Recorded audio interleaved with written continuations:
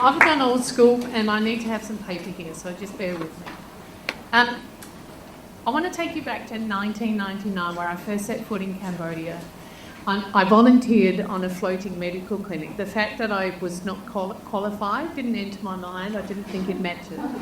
Until we pulled up to our first village where they put me in charge of the antenatal clinic. So I went there thinking somebody else would actually be doing the clinic. I set up, these pregnant women came and gathered, and I said to the interpreter, when the doctor comes, let me know and I'll help them. And they said, there's no doctor coming. And I'm like, okay, so lost in translation. When the person's taking this clinic, let me know. And they said, that person's you.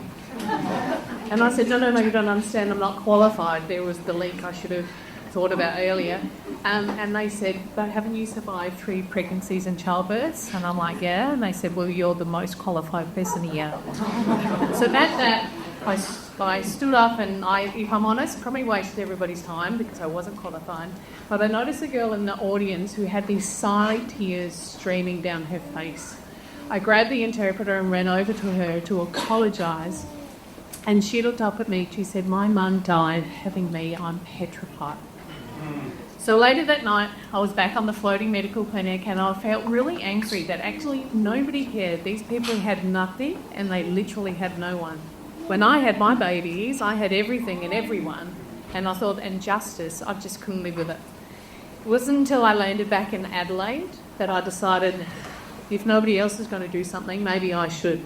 So I enrolled in university, I did my midwifery degree, and I made a promise that I would go back, and I've been going back ever since.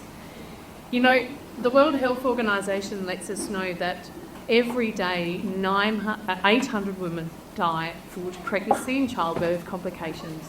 That's 1 woman every 2 minutes. And you know what the real kicker is about that stat? Is most of those deaths are preventable. The World Health Organisation also lets us know that a woman in Cambodia is 73 times more likely to die in childbirth than a woman here in Australia.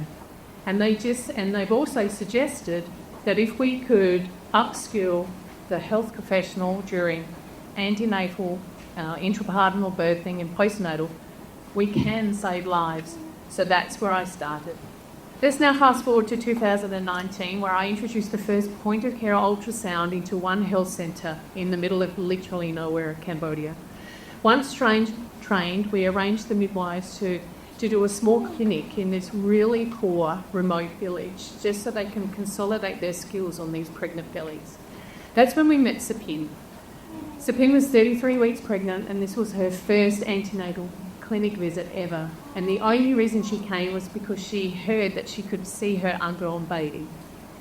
As Visay started scanning her belly, she immediately saw something was wrong.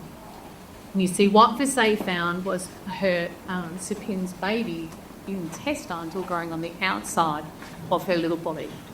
We educated Sapin and her husband about this condition and now the increased risk that she faced of premature labour, stillbirth, and if her baby girl survived childbirth, she would need life-saving surgery immediately from the only hospital in Cambodia that can treat this complication. We also handed Sapin's husband over a box of Glad wrap, and we did this because we knew that we needed to keep her from infection if she had to birth in a health centre, not the hospital. As predicted, Sapin went into premature labour just a few nights after we were there. In the middle of the night, she rode on her neighbour's motorbike, labouring on the back of the bike to get to the first health centre she could get to, cling rack in hand. Little Jing Yi was born. Against the odds, she survived. The midwives diligently wrapped her little body in Glad wrap and handed her back to Sapin's husband, where he cradled his beautiful daughter in the back of a taxi for the 5-hour journey to get to the closest hospital. He then stood in line for 2 hours before he was admitted, and then little Jing Yi had to undergo a 5-hour surgery. This is Jing Yi today, up here.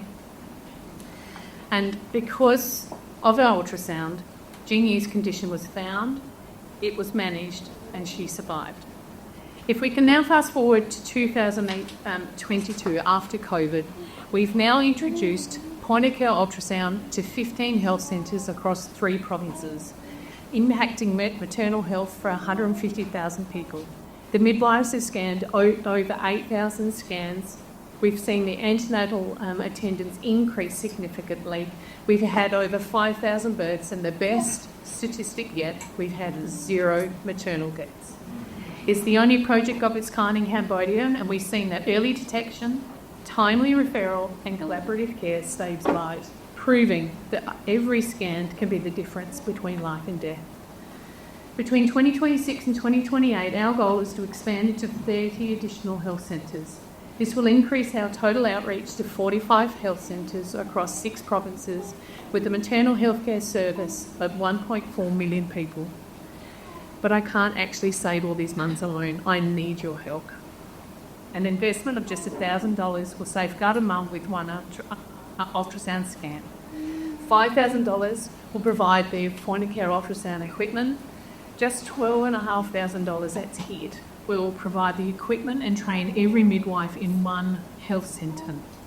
So together, let's make history and let's put an end to preventable maternal death and injury.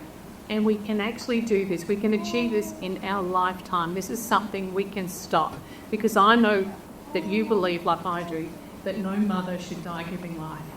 Thank you.